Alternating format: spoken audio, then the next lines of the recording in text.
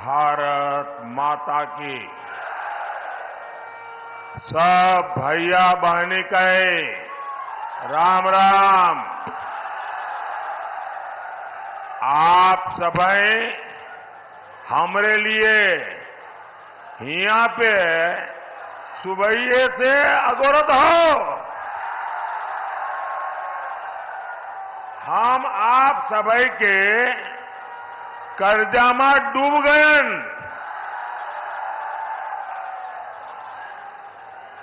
आपके इस कर्ज को मैं और ज्यादा मेहनत करके चुकाऊंगा।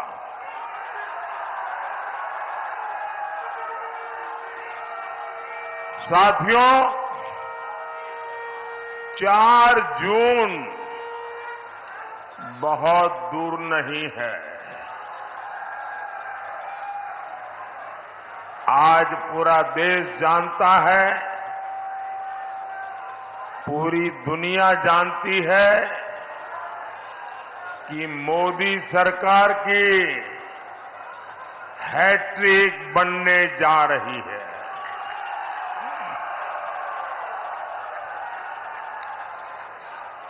नई सरकार में मुझे गरीबों के लिए, युवाओं के लिए,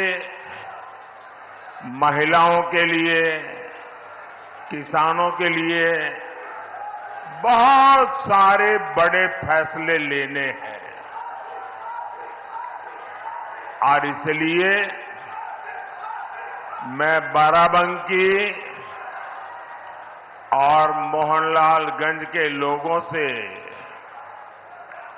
आशीर्वाद मांगने के लिए आया हूं।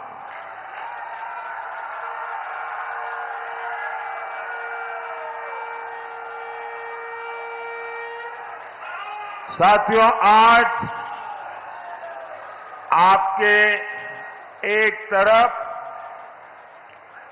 देश हित के लिए समर्पित बीजेपी एनडीए इसका गठबंधन है और दूसरी तरफ देश में अस्थिरता पैदा करने के लिए इंडी गठबंधन मैदान में है।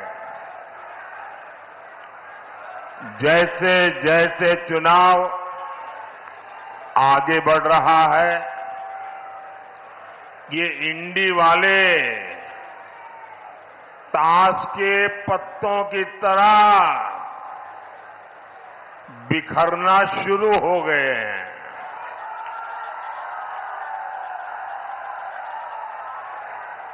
यहां जो बबुआजी है,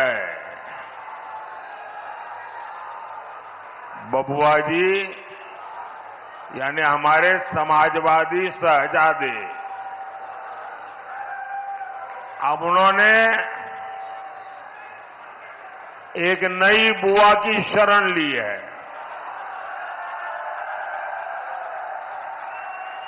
ये उनकी नई बुआ जी है बंगाल में।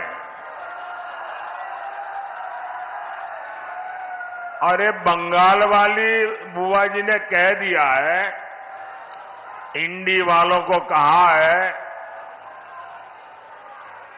कि मैं आपको बाहर से सपोर्ट करूंगी।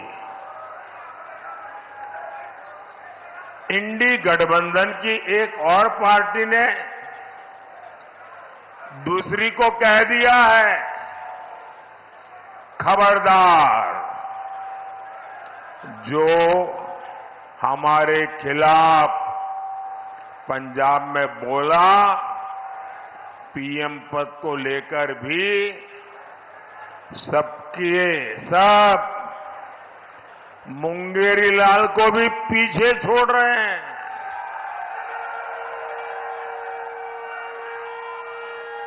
इनके सपनों की इंतहा देखिए। कांग्रेस के एक नेता ने कह दिया कि रायबरेली के लोग प्रधानमंत्री चुनेंगे। ये सुनते ही समाजवादी शहजादे का दिल ही टूट गया। बस आंसू नहीं निकले, लेकिन दिल के सारे अरमा बह गए।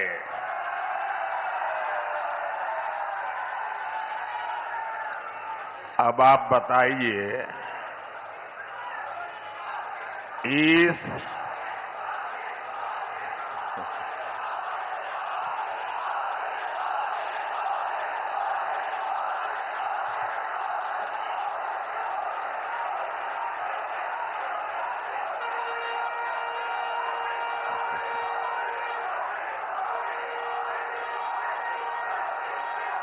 आप सब लोग इतने तेज तरार है कि सारी बात इशारों में समझ लेते हो।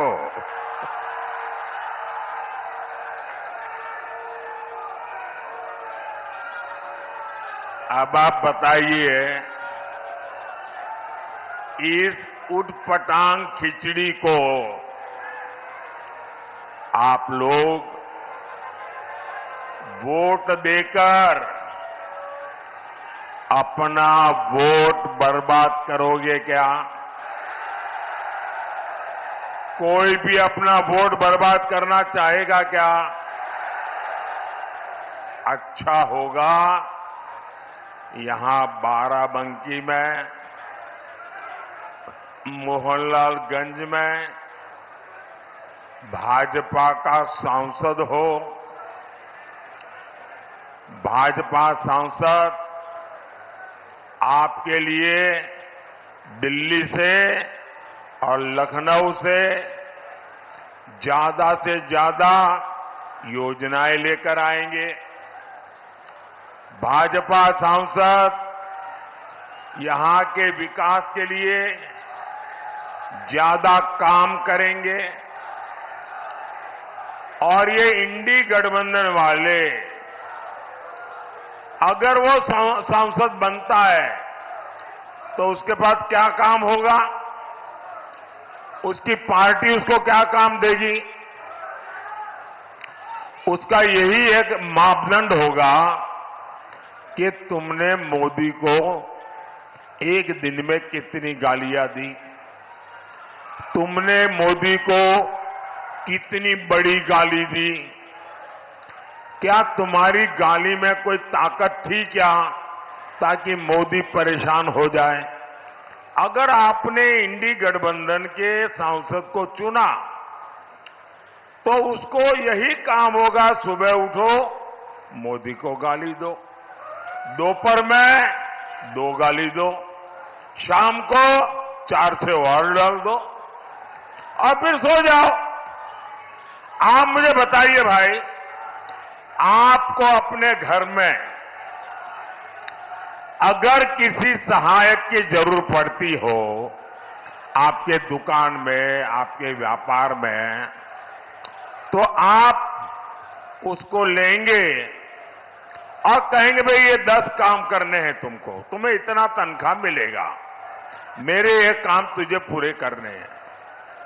कोई ऐसा आदमी रखेगा कि भाई तुमको मेरी दुकान के बाहर खड़े रहना है और सामने वालों को बस गाली देते रहना है? इसके लिए कोई तनख्वाह देगा क्या? इसके लिए कोई किसी को रखेगा क्या? कोई समझदार आदमी ऐसा करेगा क्या? क्या गाली देने के लिए हम किसी को रखते हैं क्या? तो ये गाली देने वालों की जरूरत क्या है भाई? आपको तो काम करने वाले सांसद चाहिए, आपका भला करने वाले सांसद चाहिए। 5 साल मोदी को गाली देने वाले नहीं, क्षेत्र का विकास करने वाले सांसद चाहिए। और इसके लिए आपके पास एक ही विकल्प है, ओनली कमल।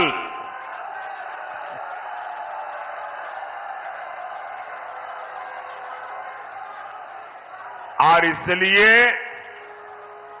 बाराबंकी से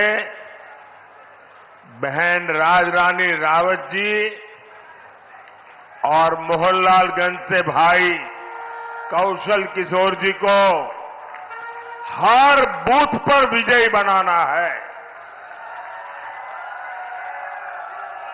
साथियों, जब देश में दमदार सरकार होती है तो फर्क भी साफ साफ दिखता है। कमजोर सरकार का क्या है? आज है, कल नहीं है। कमजोर सरकार का पूरा फोकस इस बात पर होता है कि किसी तरह उनकी गाड़ी चलती रहे, समय पूरा हो जाए।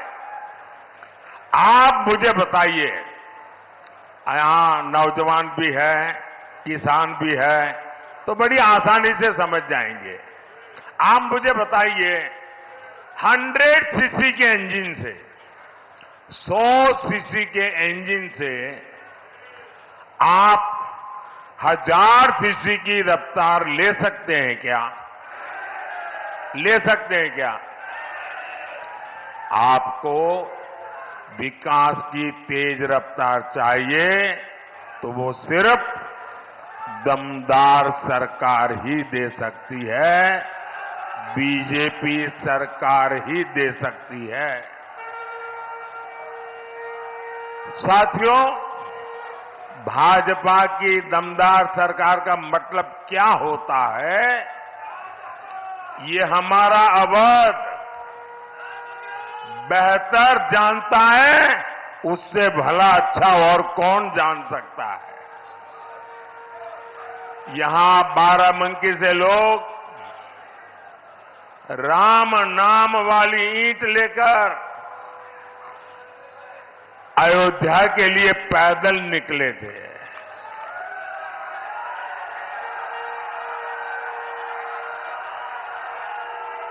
जो पहली बार वोट डाल रहे हैं, जो युवा है, उन्हें पता ही नहीं होगा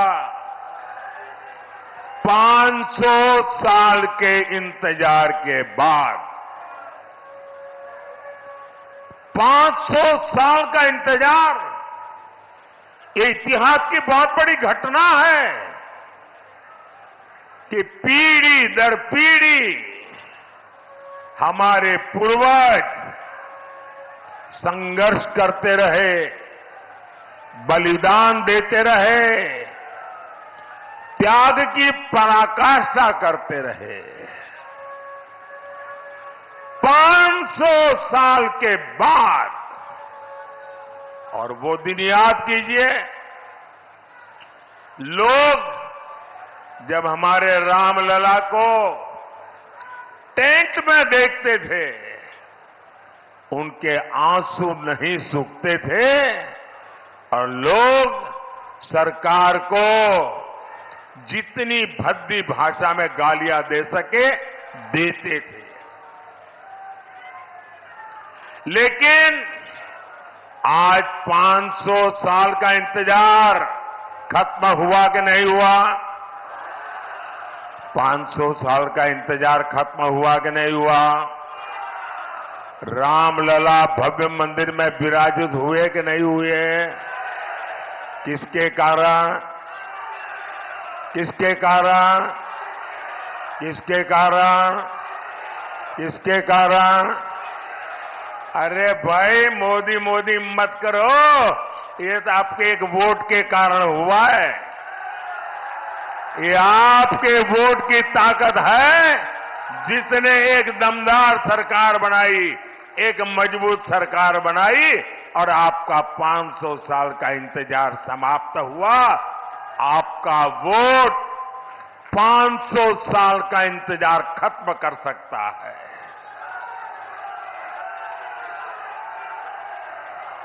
और इसलिए भाइयों बहनों,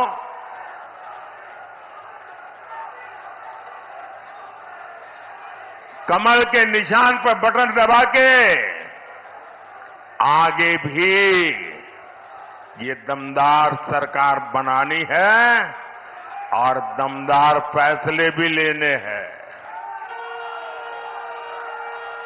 लेकिन साथियों, दूसरी तरफ ये कांग्रेस वाले, ये सपा वाले क्या कह रहे हैं?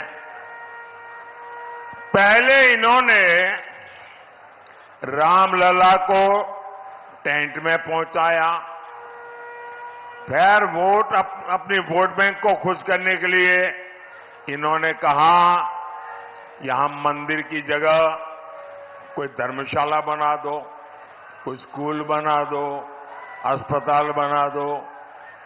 अब जब मंदिर बन गया तो उन्होंने इतना पेट में जहर भरा पड़ा है, इतना जहर पड़ा है, पता नहीं उनकी राम से क्या दुश्मनी है।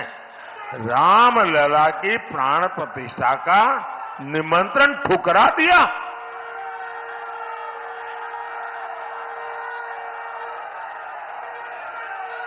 अब यहां सपा के बड़े नेता यहां तक कहते हैं, और वो भी रामनवमी के दिन कहते हैं, ये राम मंदिर को बेकार बताते हैं, भद्दी भद्दी बातें करते हैं। और कांग्रेस तो राम मंदिर पर सुप्रीम कोर्ट का फैसला पलटने की तैयारी कर रही है। सपा कांग्रेस वाले, जब मैं ये कहता हूं ना कि भाई कांग्रेस में ही रहने वाले एक नेता ने कहा है कि वे लोग ये कोर्ट का निर्णय पलटना चाहते हैं। कुछ लोगों ने, यार ऐसा तो कैसे हो सकता है, भ्रम में मत रहिए। देश जब आजादी का आंदोलन कर रहा था ना, और देश के टुकड़े करने की बात आती थी, तो देश का हर व्यक्ति क्या, नहीं यार देश के टुकड़े थोड़े होते हैं, देश के टुकड़े होते हैं। हो गए कि नहीं हो गए? इन्होंने कर दिया कि न कर दिया? ये किसी भी हद तक जा सकते हैं जी। इनका ट्रैक रिकॉर्ड ही ऐसा है। इनके लिए देश वेश कुछ नहीं है भाई, उनके लिए तो उनका परिवार और पावर, यही उनका खेल है। सपा कांग्रेस वाले सरकार में आए तो रामलला को फिर से टेंट में भेजेंगे और मंदिर पर बुलडोजर चलवा देंगे। क्या योगी जी से यही सीखना है क्या? अरे जरा योगी जी से ट्यूशन लो, बुलडोजर कहां चलाना कहां नहीं चलाना।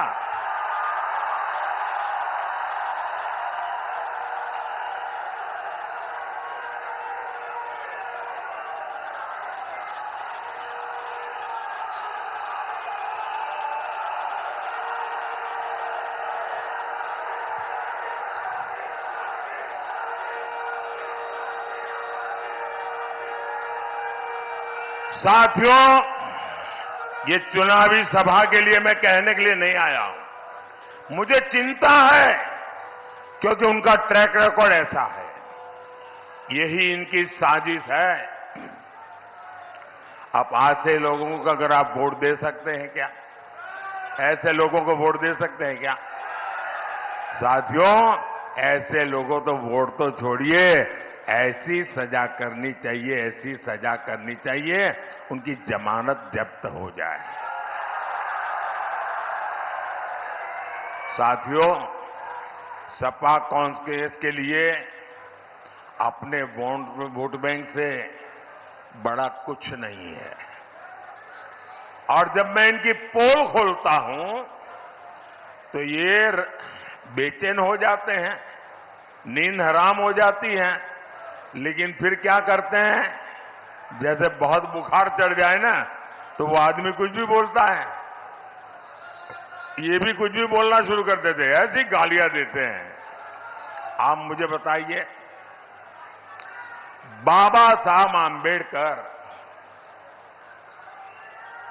जब संविधान बन रहा था तब धर्म के आधार पर आरक्षण के सबसे बड़े विरोधी थे। धर्म के आधार पर आरक्षण नहीं होगा, ये संविधान सभा ने निर्णय किया था और सोच विचार करके किया था। अरे इतने ही नहीं, इनके परनाना ने भी धर्म के आधार पर आरक्षण का विरोध किया था। लेकिन 10 साल पहले यहां यूपी में इन लोगों ने धर्म के आधार पर आरक्षण देने की कोशिश की थी और कर्नाटका में तो कर दिया। कर्नाटका को उन्होंने अपनी लेबोरेटरी बनाया है। इन्होंने कर्नाटका में क्या किया, जितने मुसलमान थे उन सब मुसलमानों को रातों रात ओबीसी बना दिया, थप्पा मार दिया, कागज निकाल दिया। अब जो ओबीसी को आरक्षण मिला था उसमें से बहुत बड़ा हिस्सा ये लूट करके चले गए और लोग वहां हाथ घिसते रह गए। क्या यहां आपका आरक्षण कोई लूट जाए आपको मंजूर है क्या? क्या आरक्षण लूटने देंगे क्या? क्या ओबीसी का हक छीनने देंगे क्या? क्या एससी का हक छीनने देंगे क्या? एसटी का हक छीनने देंगे क्या? अरे बाबा साहब आंबेडकर ने जो दिया है उसको कोई हाथ नहीं लगा सकता है। और बिहार के इनके चारा घोटाले के जो चैंपियन है ना, अदालत ने जिनको सजा फरमाई है, अभी जेल से तबीयत के बहाने बाहर घूम रहे हैं, वो तो यहां तक कह रहे हैं कि पूरा का पूरा आरक्षण अब मुसलमान को मिलना चाहिए। अब मुझे बताइए, इसका मतलब दलित, आदिवासी, पिछड़े, ओबीसी, इनके पास कुछ बचेगा ही नहीं भाई। मैं आपकी रक्षा करने के लिए, आपके अधिकारों की रक्षा करने के लिए 400 पार मांगता हूं आपसे।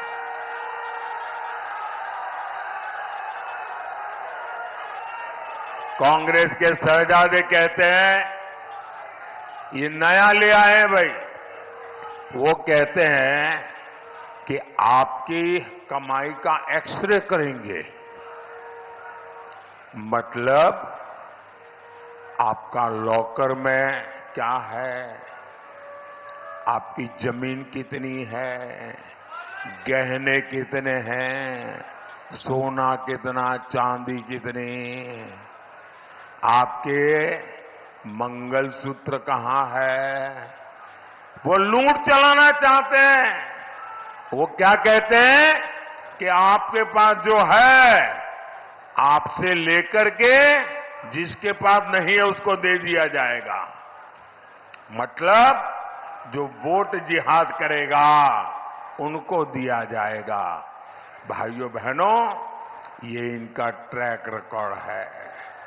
सपा कांग्रेस तुष्टीकरण के आगे घुटने टेक चुकी है और मोदी जब इनकी सच्चाई देश को बता रहा है तो वो क्या कह करते हैं, और ये लंबे समय से उनकी इकोसिस्टम में, उनके बेईमानी को अगर आप बेनकाब कर दो, उनकी घोर सांप्रदायिकता को बेनकाब कर दो, उनकी वोट बैंक की राजनीति को बेनकाब कर दो, दिन रात हिंदू मुसलमान करने वाली उनकी सोच को बेनकाब कर दो, तो वो कहते हैं मोदी हिंदू मुसलमान करता है।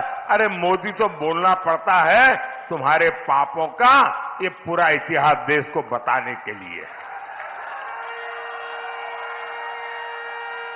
साथियों, ये लोग संविधान विरोधी है, ये दलित और पिछड़े विरोधी है। मोदी ने आर्टिकल 370 हटाया, इससे जम्मू कश्मीर में भी संविधान लागू हुआ, वहां दलितों को भी उनके अधिकार मिले। वो 2 दिन पहले ही सीएए कानून के तहत शरणार्थियों को नागरिकता मिलनी शुरू हो गई है। बड़ी खुशी खुशी मना कर वो कागज लेकर के फोटो निकलवा रहे हैं। ऐसे गरीब लोग निराधार पड़े थे देश में, कोई उनकी पूछने वाला नहीं था जी। इसके जो लाभार्थी है उनमें ज्यादातर मेरे दलित भाई बहन हैं, मेरे पिछड़ी समाज के भाई बहन हैं। सपा कांग्रेस के लोग इसका भी विरोध करते हैं। सपा के लोगों ने यूपी में दलितों के साथ कितना अन्याय किया है ये बच्चा बच्चा जानता है। जो मोदी देश के संविधान को सशक्त कर रहा है उसको लेकर अफवाहें फैलाते हैं। संस्कार देखिए साथियों, भाजपा सरकार बाराबंकी के किसान राम शरण वर्मा जी को बड़े गर्व के साथ पद्म पुरस्कार देती है, पद्म सम्मान देती है। कृषि में उनके योगदान को नमन करती है। और ये कांग्रेस ही बेनी बाबू जैसे वरिष्ठ नेता का डगर डगर अपमान करते हैं और ये देखकर भी सपा के शहजादे चुप रहते हैं। वो बेनी बाबू जिन्होंने देश और समाज की सेवा में पूरा जीवन खपा दिया, उनको इस तरह अपमानित किया है कांग्रेस सपा ने। साथियों, भाजपा सरकार सबका साथ, सबका विकास, सबका विश्वास, सबका प्रयास इस पवित्र मंत्र पर चलती है। मुफ्त अनाज हो, मुफ्त इलाज हो, पक्का घर हो या सस्ता गैस का सिलेंडर हो या नल से जल हो, ये बिना भेदभाव सबको दिया जाता है। आपको याद है ना सपा के शासन में क्या होता था? अरे उस समय बिजली भी जो वोट जिहाद करेगा उसके लिए रिजर्व रहती थी, बाकियों को बिजली नहीं मिलती थी। और मैं आज एक और बात कह रहा हूं, जिस वोट बैंक के पीछे लोग भागते हैं, वोट बैंक की अब इनकी सच्चाई समझने लगे हैं। 3 तलाक कानून से खुश हमारी माताएं बहनें बीजेपी को लगातार आशीर्वाद दे रही है। भाई और बहनों, राम काज से आगे अब राष्ट्र काज का समय है। राम काज की प्रेरणा राष्ट्र काज के लिए है। यहां मैठा की खेती बहुत होती है। ऐसी हर कृषि उपज से जुड़े प्रोसेसिंग उद्योग के लिए यहां अनंत संभावना है। बाराबंकी मोहनलालगंज के छोटे किसानों को पीएम किसान सम्मान निधि के भी करीब करीब 1600 करोड़ रुपए मिले। यहां का गमछा मुझे भी भेंट दिया गया। अब ये गमछा बहुत प्रसिद्ध हो रहा है और हमारे योगी जी ने जो 1 डिस्ट्रिक्ट 1 प्रोडक्ट का मिशन चलाया ना, आज मैं भी दुनिया में कहीं जाता हूं तो मैं गिफ्ट क्या लेके जाऊंगा, मुझे दिमाग नहीं खपाना पड़ता है। मुझे लखनऊ में यूपी सरकार की वेबसाइट पे जाता हूं, योगी जी का 1 डिस्ट्रिक्ट 1 प्रोडक्ट देख लेता हूं और मैं कहता हूं भाई चलिए ये 6-7 चीजें ले लो, वहां दे देंगे लोगों को। योगी जी की सरकार ने जिस प्रकार इसको जीआई टैग दिया, इसकी प्रसिद्धि की है। साथियों, आप तो जानते हैं मैं 2014 से काम में लगा हूं, स्वच्छता अभियान, सफाई कर रहा हूं। देश साफ सुथरा होना चाहिए कि नहीं होना चाहिए? स्वच्छता होनी चाहिए कि नहीं होनी चाहिए? और हमारे मोदी जी और हमारे योगी जी भी सफाई कर रहे हैं, वो भी सफाई होनी चाहिए ना। दुर्गंध आती है तो नींद आती है क्या? तो दुर्गंध हटानी पड़ती है ना। तो योगी जी वो काम भी बड़े अच्छा कर रहे हैं। और ये सफाई होने के कारण अब उत्तर प्रदेश में निवेश का माहौल बना है। लोग विश्वास के साथ उत्तर प्रदेश में उद्योग धंधे के लिए रुपये लगाने के लिए तैयार हुए। साथियों, जहां जहां राम के निशान है उन क्षेत्रों को रामायण सर्किट के तहत विकसित बनाने की योजना। यहां तो सत्रिक आश्रम है जहां राजकुमारों की शिक्षा दीक्षा हुई थी। महादेव कॉरिडोर के विकास का काम भी चल रहा है। ऐसे विकास कार्य हमारी विरासत को भी सशक्त करेंगे और पर्यटन उद्योगों से युवाओं को नए अवसर भी देंगे। साथियों, विकास और विरासत ये विकसित भारत बनाने के लिए आपके आशीर्वाद मांगता है। आपको भारी मतदान करना है। ज्यादा से ज्यादा मतदान करेंगे,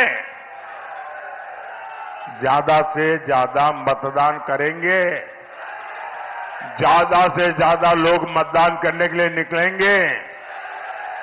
सुबह 10 बजे से पहले मतदान होगा। पहले मतदान फिर जलपान, पहले मतदान फिर अब आप ऐसा तो नहीं होगा ना जलपान याद रखोगे और मतदान भूल जाओगे, ऐसा नहीं होगा ना। अच्छा, पोलिंग बूथ जीतोगे, सभी पोलिंग बूथ जीतोगे, पुराने सारे रिकॉर्ड तोड़ोगे। अच्छा, मेरा एक काम करोगे, क्या कमाल हो यार, ठंडे हो जाते हो। जरा हाथ ऊपर करके बताइए, मेरा काम करोगे क्या? ये चुनाव वाला काम नहीं है, मेरा पर्सनल काम है। करोगे? पक्का करोगे? अच्छा, घर घर जाइएगा, ज्यादा से ज्यादा परिवारों में जाइएगा। परिवार में हर बुजुर्ग परिवार के मुखिया के साथ बैठिएगा, उनको कहिएगा मोदी जी आए थे और मोदी जी ने आपको राम राम कहा है। मेरा राम राम पहुंचा देंगे, हर घर में पहुंचा देंगे। बोलिए भारत माता की, भारत माता की। बहुत बहुत धन्यवाद। For more of such videos, do like, share and subscribe to ET Now Swadesh.